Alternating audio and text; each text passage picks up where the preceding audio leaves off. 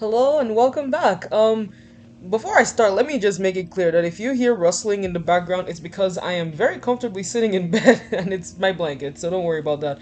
Anyways, yes, I'm interrupting my miraculous redesign series, and I'm sorry if you were looking forward to more of those, but art block was starting to set in, and one thing that usually helps is with that is doing panel redraws. And this time, the panel is from my longest running hyperfixation ever, Lalin's Curse. If you don't know what Lalin's Curse is, I will happily summarize it.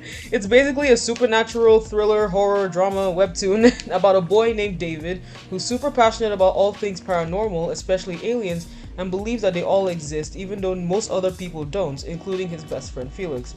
Now, their town, Lalin, is, shock surprise, it's cursed. And there's all kinds of disturbing things going on that David and his friends want to figure out with varying levels of enthusiasm and involvement. It's a really interesting story that's definitely worth checking out. So, and I'm just making this video because I can have an excuse to ramble about it for like the 10 billionth time, regardless of if the topics are in relation to the specific scene I'm redrawing. And in this ramble, I will of course mention some major story spoilers, so if you're new to Lalin's Curse and actually want to read it, I suggest doing that before watching the rest of this video. Do be warned though, Lalin's Curse occasionally has gore, body horror, and violence, and sometimes touches on heavy topics like suicide, especially in episode 21, so tread lightly. And while we're still in the intro part, I'd also love to mention that a bunch of my friends and I are currently putting together a free digital Lalin Curse zine called Ad Astra. And the applications end on August 20th at 9 p.m. EST, so if you'd like to join in, you'd better be quick about it. A link to the application form and all the information you will need will be in the description below. Anyways, I've been a fan of Lalin's Curse since it came to Webtoon Originals back in April 2019, so basically for the past 4 years and 4 months, which is really funny to me, because back when my Undertale hyperfixation ended at like a year and a half, I was like, wow, that was so long, I doubt anything will ever top that, only for Lalin's Curse to come along and be nearly triple the length. And I remember the day I started reading it pretty well. I was in year 11, aka 10th grade, and I had a friend named Oye, hi Oye, who also read webtoons a lot, so one day she came to me and was like, hey, I saw a really cool banner on the homepage for a story called Lalin's Curse, do you want to read it with me? And I was like, yeah, sure, which was the beginning of the end. She basically changed my life with that question, that's crazy. We read every episode together if we could, and we loved it to bits. Also, this was around the time we were preparing for and writing our IGCSE exams, so I very fondly remember the Thursdays where Oye had an exam and I didn't, so I'd be sitting next to her reading the new LC episode while she studied and being like, wow, this episode is so cool, if only you could read it right now. or the time we both had a design and technology exam first thing on another Thursday morning, so as soon as that was done, we literally ran back to our dorm just so we could read the new episode. Great times, honestly. And all that being said, oh yeah, do you like your shout out?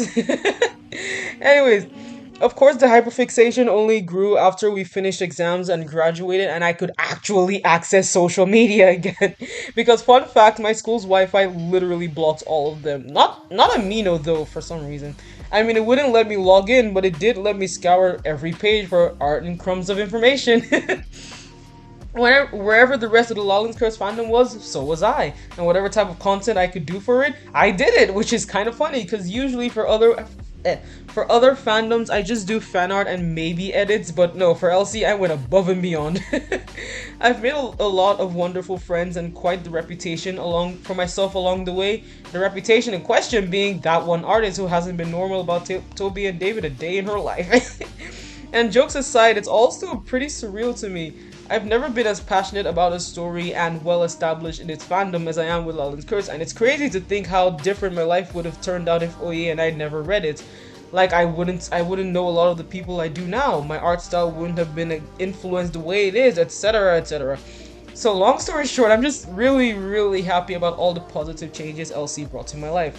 Now, sentimentals aside, I know I've talked a lot about my history with Lalin's Curse, yet very little about the story itself, but like, where do I start? It's hard for me to fully articulate why I think LC is so good, because like, it just is. First of all, obviously, Isaki's art is Isaki's it's phenomenal. And like I said, it's one of my biggest influences. Episode 9 is and always will be one of my favorite webtoon episodes in general, partly because I'm obsessed with the disturbing but oddly beautiful and dreamy aesthetic that Isaki gave it. Also because it's just an insane episode in general, with the whole dark parallel world situation and whatever this is, and just how many theories you could make out of this one episode. Speaking of which, the mystery of the town and how it's presented is really engaging and intriguing to me. Like, I love when stories constantly have you asking questions and trying to piece together what just happened. Like, again, what's the deal with episode 9? What exactly was tormenting Monica in episode 0? What's the full extent of David's powers, and what exactly do Uxio and friends need him for? How was Esteban able to do all the hypnosis stuff? Who are you? Who are y'all? What's the curse? Yeah, if I wanted to talk specifically about all the questions I have with this story, I need a whole new video. Another topic I need a whole other video for is just how charming and well written the characters are, especially him, but I'll get to him later. See guys, I do have self-control. Every single character that are of actual relevance to the story are just so fascinating one way or another, and just like with the plot, there's so many questions to ask about them, and it's fun to learn why they act the way they do, or at least speculate based on what the story's told us so far, and also to see how they bounce off. I made a typo in my script. How they bounce off the other characters. How bounce they off? Girl, be serious. Like, I've been endeared by many fictional friend groups, of course, but hardly as much as I am by the main cast. Again, it's hard to fully articulate, but they're just so silly, and they all complement each other really well in ways that are funny or heartwarming or heart-wrenching when need be.